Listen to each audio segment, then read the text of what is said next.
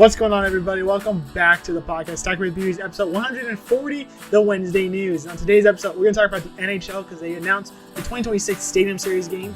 College football playoffs is down to one more game, so we're going to talk about that preview right there. Plus, college hockey is really dicey. A lot of great games this past weekend. But before we get into any of that, let's head into the NFL.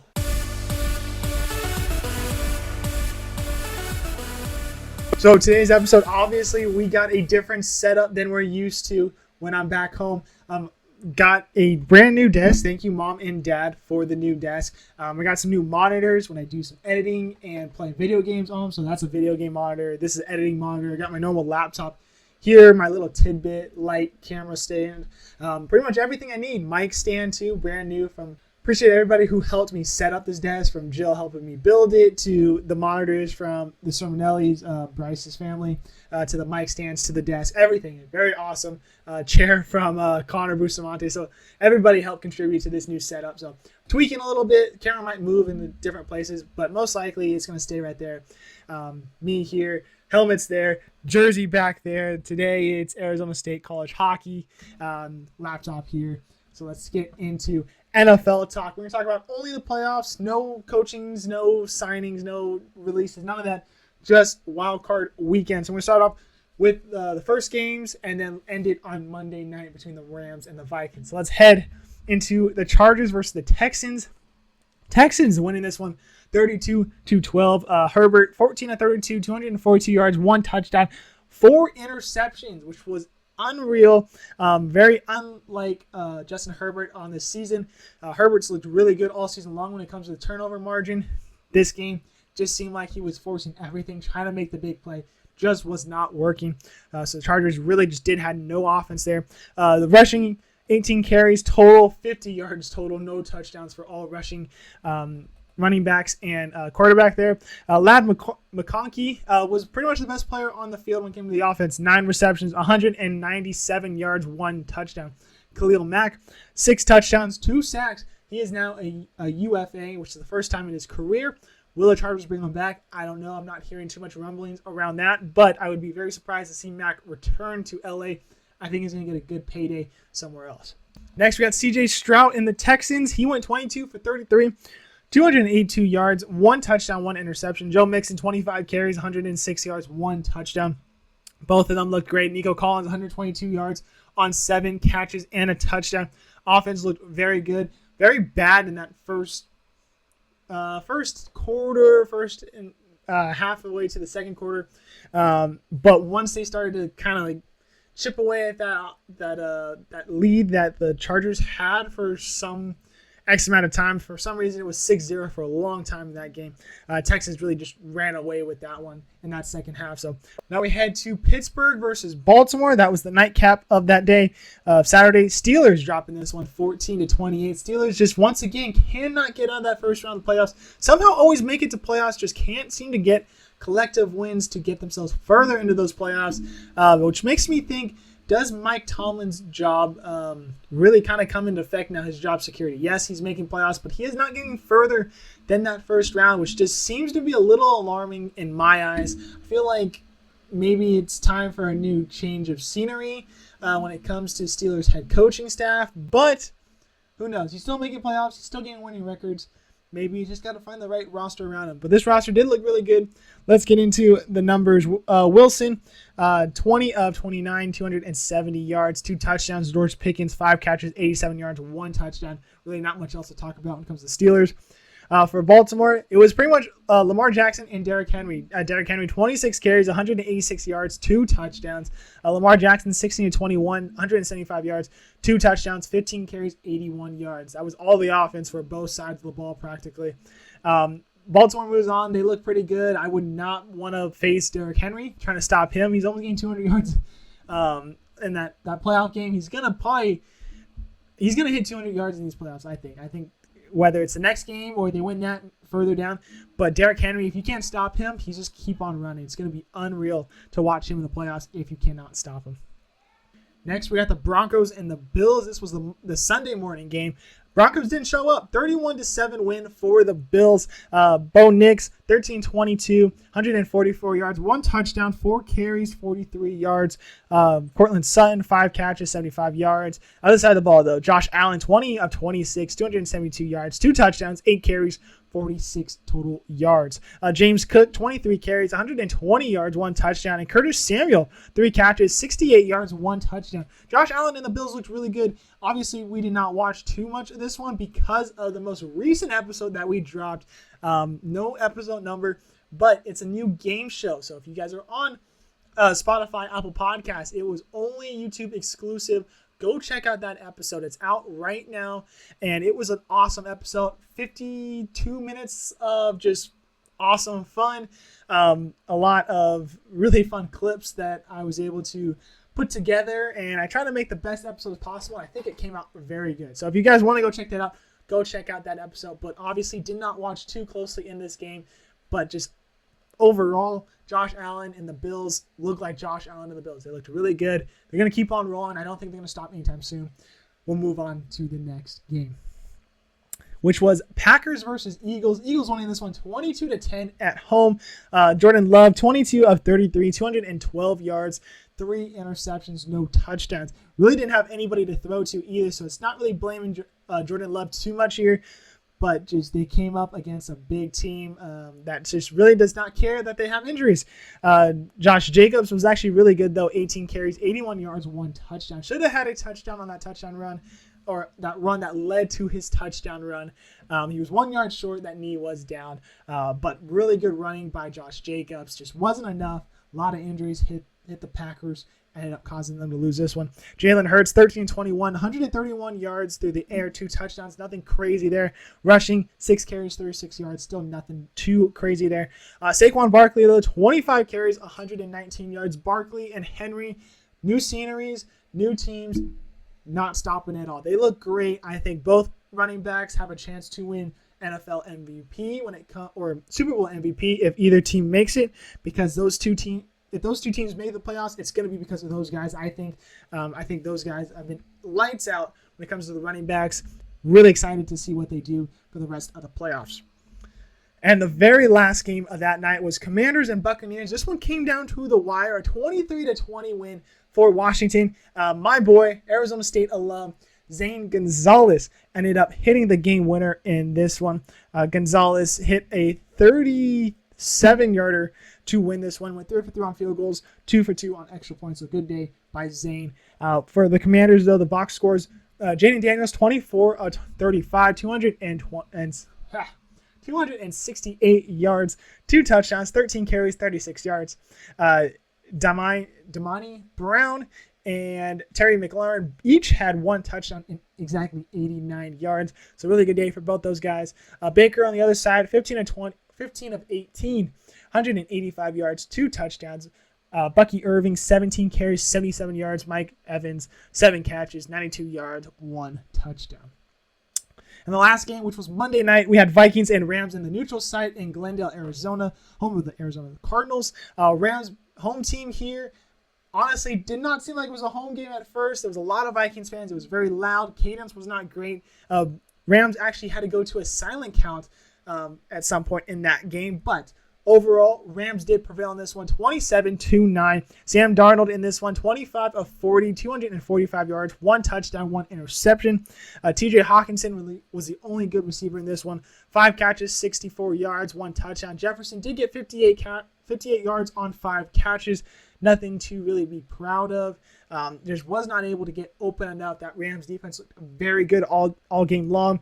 That defense, 9 sacks, 10 tackles for losses, 12 quarterback hits, 1 interception, 1 fumble recovery for a touchdown, which was awarded to Jared Verse, 57-yard scoop and score. The other Rams on the offensive side, Matt Stafford, 19 of 27, 209 yards, 2 touchdowns. Williams, 16 carries, 76 yards, and Higbee, 5 catches, 58 yards. Did lead that game with a chest contusion. That's up in the air to see if he'll play this upcoming week against the Eagles. Hopefully he does, because Higbee is one of the better tight ends in the league. Definitely underrated for sure. All right, let's get into the predictions for the divisional series. We got Houston versus Kansas City. I got KC in this one. I got KC actually winning the Super Bowl altogether. I know we didn't actually talk about that. We made a bracket.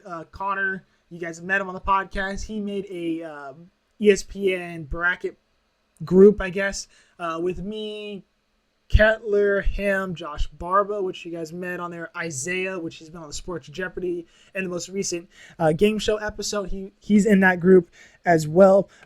We all made our own brackets, and I had Kansas City versus Philadelphia. So obviously, I'm going to pick those two to move on going forward. But the picks might change based off of this. But personally, I want to make my bracket as close to possible as I can. The only two that I missed so far was the Rams beating the Vikings. I had the Vikings in that one. And the Chargers beating the Texans. I had the Chargers winning that one.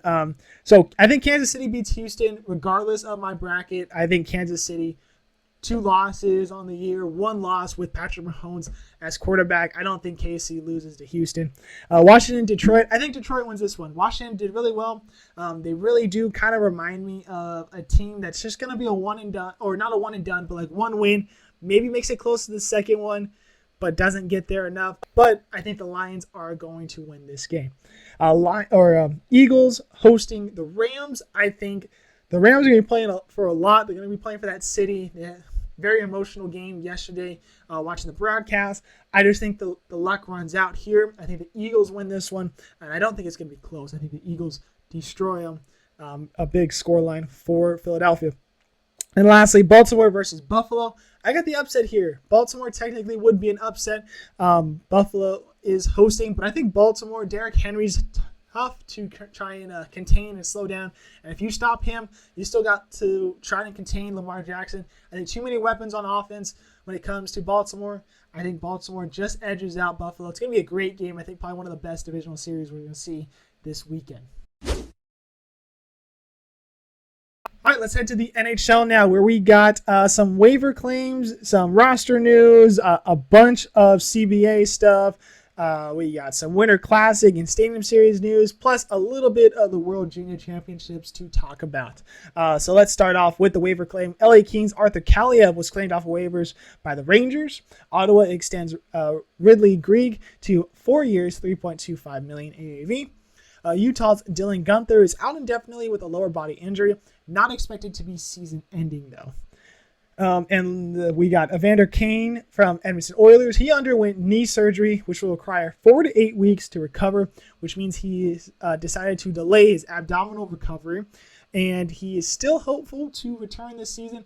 Personally, I don't think he will. I think he's going to miss the whole entire season because of these injuries, but we'll still see. It's still a long season to go. And lastly, Montreal's Emil Heineman. He was hit by a car as a pedestrian in Utah the other day. He will miss 3 to 4 weeks with an upper body injury. There is going to be an investigation with this. I don't want to get too much detail, but definitely tough news for Montreal. Hopefully he gets back as quickly as possible. Now we got the NHL and CBA news. They're actually going to be talking about removing deferred salaries in the next CBA. This all coming up after Anaheim signed forward Frank Vatrano to a 3-year, $18 million contract. But the contract's structured for it to be a $6 million hit and then go down to a $4.57 million AAV afterwards. He will get $3 million for the 3 years with an additional $9 million in deferred salary at $900,000 for 10 years starting in 2035. So kind of confusing. Ultimately, they're deferring a lot of this money to when he retires, because supposedly he doesn't want to live in California when he retires, and he wants to keep as much money as possible because of California taxes. Where he's going to move, obviously you don't know. When is he going to retire? I don't know. Obviously, we just know the numbers, and we know 2035 is going to be the start date for that. What does that mean? That means the league has to watch out for teams making super teams now, and they're calling this the Ohtani-like escape. They don't want teams to make super teams. They don't want teams to defer a bunch of money, put very little on the cap for the current seasons and the seasons to come. And then when the contract's over for X amount of years, then they can defer all that money, have their championships and not worry about having to win more because they've already won 2 or 3 championships with all that deferred salary, with all those super teams and super players. Personally, I am okay with that. I don't want to see too much deferred money. There's got to be some sort of control on that because I don't really like how the MLB is doing that with the Ohtani rule. I mean, obviously, if you have the money, spend it, but it just seems like it's an easy cop-out way to just kind of not worry about certain things. So personally, don't really like that. I think the NHL needs to find a way to regulate this, and I think them talking with the CBA and the next meeting is definitely necessary. If it will change, I don't know, but I would figure it's going to, whether that's terminating it all or finding some terms and some sort of rules and regulations around the deferred money, I think is definitely the best option for them. So we'll have to just see and wait, but I think this is a good conversation that they need to have. Next up, the NHL announced that the state of Florida will be getting both outdoor games next season. We will get the Winter Classic at the Lone Depot Park in Miami on January 2nd, 2026, which will have the Florida Panthers hosting the New York Rangers. This should be a fun game. Florida is one of those only teams that has never played an outdoor game, them and technically Utah. But before that, it was either Arizona. This year, we're seeing that Columbus and Detroit will be playing in the Stadium Series in the Ohio Stadium in Ohio State, Columbus, Ohio. Columbus is one of those teams that has not played an outdoor game, so I'm glad that we're seeing all these other teams that have not played an outdoor game get an outdoor game over teams that have played 3, 4, 5 games outdoors already, like Chicago, Pittsburgh, Boston. I think getting these teams involved is really honestly necessary. I mean, you want to grow the game to the markets that don't have a lot. And I think Florida, although they won the Stanley Cup, you want to grow their market as much as possible. You want to grow the game of hockey in Florida. This is the best way to do it, giving them the Winter Classic and the Stadium Series. The Stadium Series will be played at Raymond James Stadium on February 1st, 2026, with the Tampa Bay Lightning hosting the Boston Bruins. I think this is going to be a great venue as well. Really cool stadium. It's got the cool pirate ship in the back. This is home of the Tampa Bay Buccaneers, obviously. Should be a lot of fun. And lastly, World Junior Championships. One of the best times of year if you like junior hockey. It's a tournament that typically is in Canada. Sometimes it's hosted in the U.S., like will be hosted in Minnesota. They go to Finland, Sweden, Czechia, a lot of places overseas as well. But Canada is really honestly the main host of this tournament. It's all kids in college, usually anywhere from freshman, sophomore, sometimes junior, depending on the age. But usually it's the best on best. It's really good hockey. I really enjoy watching it, but it's always around Christmas time, which makes it hard to watch, but also very easy to watch, depending on how busy you are during the holidays. I try my best to watch as much as possible. Obviously, there are games and teams that you don't really want to watch. A lot of blowouts, a lot of good hockey, a lot of bad hockey. But the games that did matter, USA versus Canada was great this year. Canada dropping in the first round of the knockout stages for the second straight year, first time since the 80s. Not good at all. What is Canada going to do next year for that tournament? I don't know, but they're going to have to bring a lot better players, I think. They had a lot of good teams or a lot of good roster spots filled out, but there was also a lot of players that was not let on that roster that I think probably could have been on that roster. For the U.S. Looked great. They beat Canada. They rolled through their playoff games. Struggled against Finland in the knockout stage or in the group stage. That was their only loss of the tournament. Had to face Finland again in the finals. USA did go down early in that game. Were able to bounce back, win it in overtime, getting their back-to-back gold medals for the Americans. Head coach David Carlisle. He's 35 years old. Just remember that. He has had an amazing resume, and he's only 35. He won the 2022 NCAA National Championship with Denver, the 2024 World Junior Championship gold medal with the U.S., the 2024 NCAA National Championship with Denver again, and most recently, the 2025 World Junior Championship gold medal with the United States. This guy's 35 years old. He's doing something right. He's going to be an excellent head coach for his whole career. I can't wait to see what he does moving forward, whether that is stay and be one of the top college coaches and World Junior Championship coaches, or whether he wants to make it to the pros at some point. I don't know. He's a little young right now to be in the pros, but I would still give him a shot if he wanted that. He's playing great. Cole Hudson, U.S. defenseman, becoming the first defenseman ever to lead the World Junior Championship in scoring. So congrats to you, Cole. He had an outstanding tournament. Finland honestly played great. They should have won that game. They kept the U.S. around. The U.S. were able to win that one and win it in overtime. Finland had some chances. Their goalie looked great. Overall, the U.S. just barreling down in the end and getting enough to win this one. That was an outstanding game. And we had the bronze medal game, which was Czechia versus Sweden. Sweden, again, just not being able to get enough. They lost that one in the shootout 3-2. Czechia getting bronze. They looked very excited to win that. Sweden, once again, just another heartbreak, not getting the medal that they wanted in this tournament. Surprisingly, have only won one gold medal in, I think, the past 30 years is what the broadcast was saying. Unreal. Sweden is one of the top teams when it comes to best on best, when it comes to senior team, to junior leagues. They just can't seem to find that gold. Maybe next year, maybe they're able to figure it out, but just not this year. Go home empty, get fourth place in the tournament. All right, let's head to college football now. We'll start off with the 2025 Division I FCS champions. That was announced last week, and that was obviously won by maybe the only team you know in FCS level, the North Dakota State Bison. Yes, Bison is the way they say it. Bison is obviously the way everyone else says it. I just say it the way that the locals say it. North Dakota State Bison, they win it. They won their 10th national championship in the last 14 years. This team is unbelievable. The most dominant team I think I've ever seen at any level. Definitely in a modern age. I mean, usually we see this when it comes to old school baseball, like the Yankees dominated, the Montreal Canadiens dominating when there was only 6 teams, the Yankees doing that when there was probably like only 10 teams, 15 teams maybe.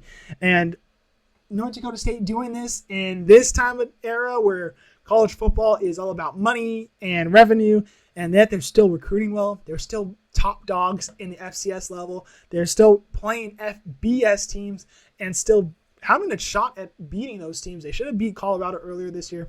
Overall, great season by the Bison. They played great. Congrats to you guys. And then before we get into the roster news, we got Mountain West news. They have recruited Northern Illinois to be a football-only conference move from the MAC. The Huskies surprisingly make the move. They're probably one of the best MAC teams of recent history. They've been in the MAC since 1997, and since 2010 has been probably one of the best conference teams in the MAC. Have won 11-plus games in 5 seasons when that was back in 2010 to 2014, and has won 8-plus games in 10 of the last 15 seasons. They were the MAC champions in 2011, 2012, 2014, 2018, and most recently 2021. They're coming off a season where they beat Notre Dame on the road in South Bend, week 2 of the season. Yes, that's very early in the season. That was almost 4 months ago, or over 4 months ago. But still one of the best wins that that program has ever had. And it's the only loss in Notre Dame's record this season. Can that be they're the only team to beat the potential national champions? Obviously, we'll have to wait till Monday. But NIU moving to the Mountain West, really big move, and I'm okay with it. I mean, it sucks to see the MAC lose a good team, but I really like the Mountain West. I think there's been a lot of good teams coming out, a lot of that conference, a lot of good players coming out of that conference. And I think having a team like NIU in that conference, who knows, maybe a lot could happen moving forward. But congrats to you, NIU. If that's really what you wanted, congrats on the move. A couple key transfers to talk about. We'll start off with just the transfer news. Quarterback from Georgia, Carson Beck, is going to Miami. Michigan quarterback Alex Orji is going to UNLV. Purdue cornerback Nyland Green is going to Arizona State, along with Alabama wide receiver Jaron Hamilton. And lastly, South Dakota State quarterback Mark Gronkowski. He is going to Iowa. A couple players declaring for the draft. Lineman Penn State Abdul Carter, and wide receivers Isaiah Bond and Matthew Golden from Texas will be declaring for the draft. Texas right tackle Cameron Williams and Syracuse quarterback Kyle McCord all declaring for the draft. We only had two big names saying that they're going to be returning to school next season. Both running backs, both from Penn State, Katron Allen and Nick Singleton, both really good running backs. They'll be back in an awesome tandem to see next season with the Nittany Lions. All right, let's get into semifinal recaps. We'll start off with the first game of the two Notre Dame versus Penn State. Notre Dame winning this one 27-24, and they move on to the national championship game. This team looked great going into it. Really, honestly, on a roll. Both teams were. I thought Penn State was going to be a very hard team, and it did come down to a field goal finish in this one. But let's get into the numbers. Riley Leonard for Notre Dame, 15-23, 223 yards, 1 touchdown, 2 interceptions though, 18 carries, 35 yards, 1 touchdown. Nothing crazy when it came to the rushing, but obviously they use it a lot when it comes to the rushing. He did get called out for concussion protocol, so Steve Angelini had to come in right before the last drive before halftime, and he led them down the field to a field goal try, which they ended up making, cutting the lead down to 10-3. Angelini went 6-7 on that drive, 44 yards. Looked really good. I mean, the one incompletion was a throwaway pass. Nobody was open. Pocket was collapsing. A really smart throw. Pretty much went 6 for 6. So Angelini stepped up to the plate, got him 3 points, got a little bit of momentum going in the locker room. They came out, ended up putting up some more points and getting the win in that one, which came down to 3 points. So Angelini, great job stepping up in that one there. Jeremiah Love, 11 carries, 46 yards, 1 touchdown. Jaden Greathouse, he had 7 catches, 105 yards, 1 touchdown. Anais Williams, 5 catches, 66 yards. Mitch Jeter, 3 for 3 on extra points, 2 for 2 on field goals, 41-yard game-winning field goal with 7 seconds left to win it for the Irish. So honestly, when he's healthy, the kicking is the best in the league. But when he's not healthy, and they have just a bunch of guys coming in, the worst kicking team in the league behind Arizona State, which is a very big surprise when I heard that. But the only team under 50% when Jeter is not in there. So big to see him healthy, big to see him kicking again and drilling them from any point of the field. For Penn State, Drew Allen went 12-23, 135 yards, 1 interception, 6 carries, 17 yards. Nothing crazy from him. He actually did not complete a pass to a wide receiver at all that whole game.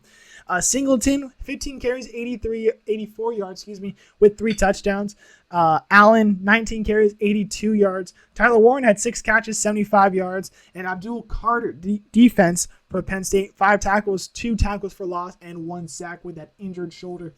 Honestly, not a good offensive game. Allard was forcing a lot of passes, ended up costing them with an interception at the end, which ended up setting up that game-winning field goal for for Notre Dame, pretty much giving up all hope for Penn State. So what do we see from Penn State moving forward? I think this team's going to be really good next year still, as long as they keep some of this roster. The running backs are staying there. Abdul Carter is going to be a hard one to replace, but I think they'll be able to find a way to replace him overall. So really good performance by Penn State, really good playoff performance, something I did not expect to see out of them. So moving forward, I think there's a good chance that Penn State would be a good team. Just are they going to be able to keep beating teams that they're supposed to, which I think they're supposed to beat a lot of these good teams, and yet they don't. So we'll have to see, but really good season by Penn State, but congrats to Notre Dame moving on to the national championship game. And then we got Ohio State versus Texas. Ohio State winning this one 28-14. Will Howard went 24-33, 286 yards, 1 touchdown, 1 interception. Travion Henderson, 6 carries, 42 yards, 1 reception, 75 yards, and a touchdown on that 1 catch, which was a broken down screenplay. Texas, I don't know what happened. Defense broke down on that one. Henderson ran 1 play, 1 touchdown right there. Quinshawn Jenkins, 7 carries, 36 yards, 2 touchdowns, 3 receptions for 22 yards. So the yards, nothing crazy, but did get those 2 touchdowns on the rushing side. Cardinal Tate, 7 catches, 87 yards as well. Quinn Ewers, 36, 283 yards, 2 touchdowns, 1 interception, and 1 fumble loss, which turned into a scoop and score for the big Jack Sawyer for a blowout score. Not a lot of offense in that one, but it came down to a 21-14 game. But because of that fumble, turned into 28-14 with pretty much not enough time for Texas to get back in that one. So a huge strip sack, fumble, and Jack Sawyer, of course, out of anybody, taking it to the house for the Ohio State Buckeyes. Jaden Blue, 5 catches, 59 yards, 2 touchdowns. Matthew Golden, 2 catches, 51 yards. So Texas, what do I think of them? I didn't think they were all that great, to be honest. I mean, they lost to Georgia. They played a very tough game against Clemson, even though Clemson's score was not all that close. It was honestly a very tough game for Texas. They played a very tough game against Arizona State. Had to go to double overtime in that one. Ended up beating the Devils in that one. But I just think that they put out so much energy against Clemson and Arizona State that there just wasn't enough energy to really have that offense against Ohio State, who was buzzing against the big bowl game, a Rose Bowl game against Oregon. So I just think Texas just kind of ran out of energy, didn't really put up a good effort. Ohio State did let them stick around for a long time, but I just think they just were worn out. Just long season, didn't have enough in the tank. I think Texas had a good season, but I did not think they were going to beat Ohio State in this one. So congrats to the Buckeyes, though. They move on to face Notre Dame. So let's look at the national championship game, which we played on Monday, 4:30 p.m. on ESPN. Ohio State versus Notre Dame, the 8 versus the number 7. Let's look at Ohio State's history. Their last championship, 2014, the first time we had college football playoffs. They were the first team to win that. But their last appearance was in 2021 against Alabama. They did lose that one, though. Their season recap, they finished the season 10-2. Their losses coming to Oregon back in Week 6 and Michigan in Week 13. In Week 13.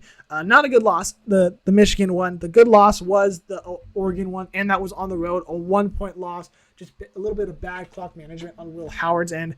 But key wins, they beat Penn State and Indiana, a top 5 schools for both of them. Overall, they breezed by their conference, really no problems whatsoever. In the playoffs, they hosted the first game against Tennessee, 142-17. Traveled to the Rose Bowl to play Oregon, won that one 41-21 in the rematch game, and recently played in the Cotton Bowl versus Texas, 28-14 win. So really good season for them. On Notre Dame's end, their last championship, 1988. Their last appearance, 2013 against Alabama. Their season recap, they went 11-1 on the season, so a little bit better than Ohio State. Their only loss coming over 4 months ago from Northern Illinois back in Week 2. Their key wins on the road against Texas A&M, who was a top 25 school, against Louisville, who's ranked 15th, the 24th ranked Navy, 19th ranked Army, and USC on the road. So really good wins, really good performances by Notre Dame this season. In the playoffs, they hosted the Battle of Indiana against Indiana, won that one 27-17. Then traveled to the Sugar Bowl to play Georgia, won that one 23-10. And most recently in the Orange Bowl against Penn State, 27-24. Head-to-head, these two teams have not played a lot. A very big history for both sides, but yet have not really faced each other all that much. Ohio State does lead the series, though, 6-0 when it comes to wins. They're 6-0 overall, 2-0 at home, 4-0 on the road, and no neutral site games between these two programs. Most recently, did play a home-and-home series. I hate that word. It should be home and away. You're not playing home-and-home. Regardless, most recently played home-and-home series back in 2022 and 2023. Ohio State obviously winning both of those in 2022 at home, 21-10 win, and then on the road in 2023, a 17-14 win. Came down to the very last play of the game. Ohio State winning that one on a rushing touchdown. So what do I think about this game? Personally, I'm torn. If you guys watch episode 138, I picked Notre Dame to win it all. I thought they would be facing Oregon, though, in this game. But I personally thought Notre Dame, if they're going to make it this far into the semifinals, that they have enough energy to make it into the conference championship or the national championship game.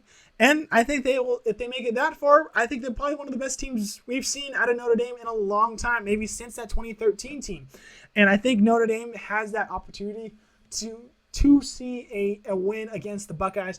The bad thing is the Buckeyes offense is so explosive. Will Notre Dame be able to shut them down?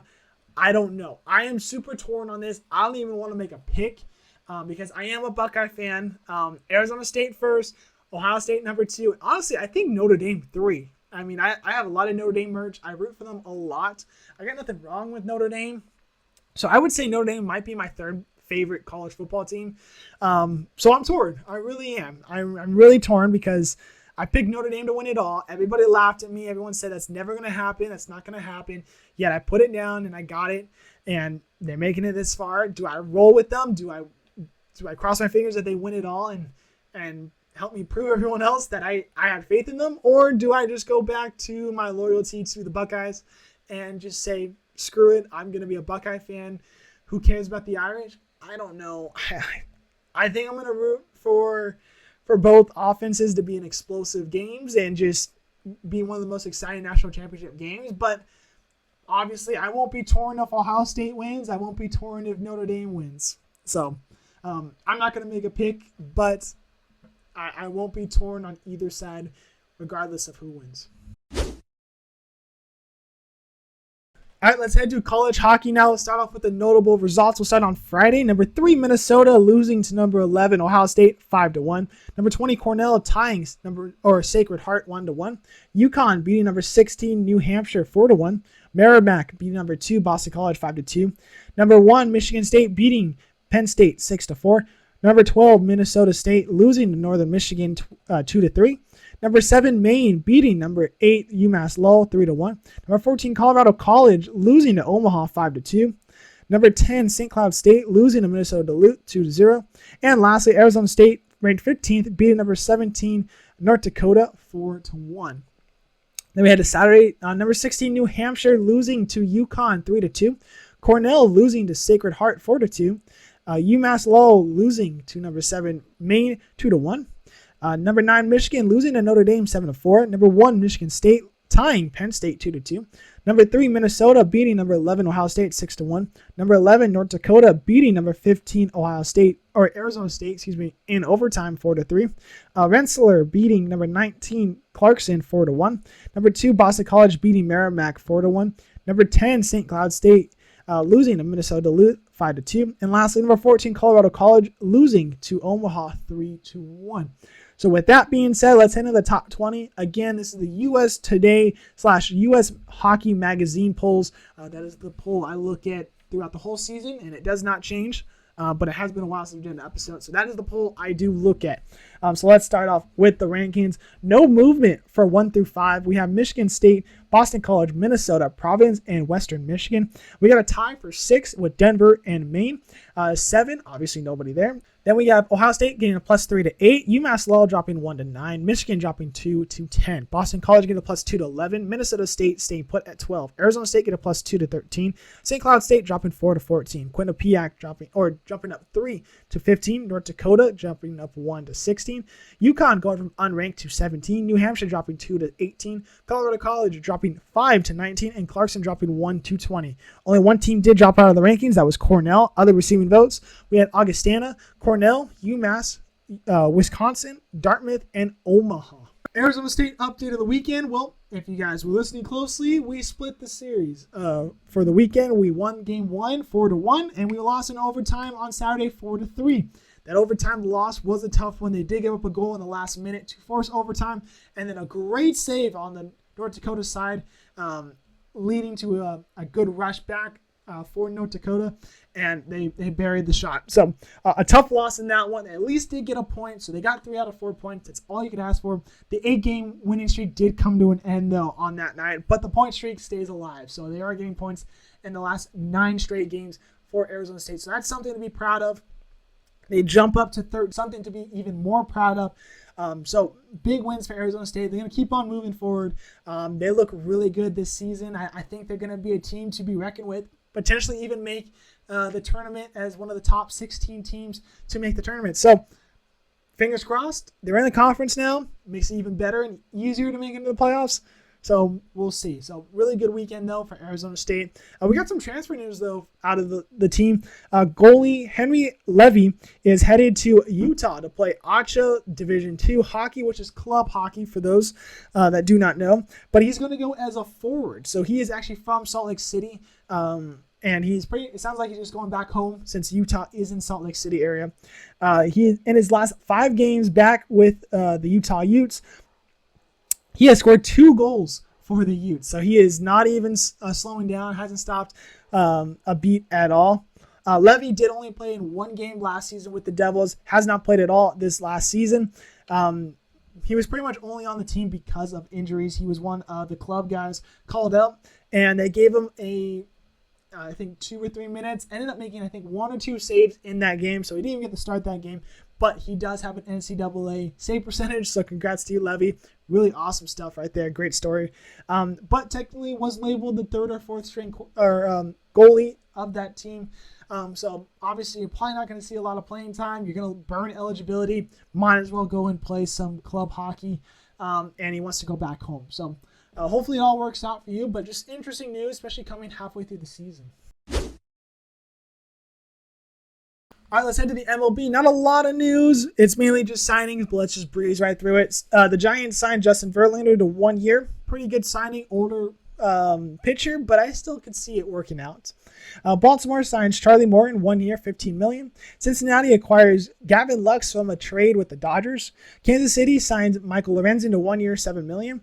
The A's extend Brent Rooker to 5 years, $60 million. And Toronto signs Jeff Hoffman to 3 years, $33 million. He actually signed with Baltimore for 3 years, $40 million, but Baltimore was not happy with what they found in his physical, so they declined the offer, and Hoffman ended up signing with Toronto instead. So we'll see if that comes out to bite Baltimore in the butt there.